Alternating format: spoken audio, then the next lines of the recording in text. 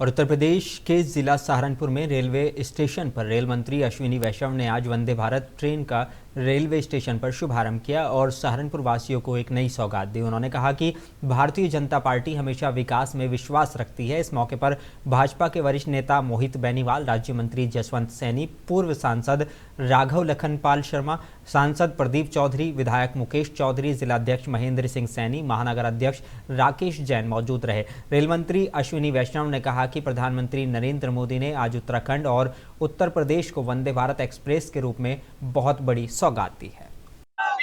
माननीय प्रधानमंत्री श्री नरेंद्र मोदी जी ने आज देवभूमि उत्तराखंड और गंगा के इस पवित्र जगह पे सब जगह जो आपके सहारनपुर, रुड़की, हरिद्वार और आज देवबंद, सब इस पूरे रूट के लिए एक बहुत बड़ा उपहार दिया है वंदे भारत ट्रेन का। और साथ ही मेरे भाई ब्रजेश सिंह जी ने बात की है यहाँ की देवबंद की विशेष परिस्थितियों के बारे में, उसके ऊपर भी बहुत जल्दी निर्णय लिया जाएगा। माननीय प्रधानमंत्री जी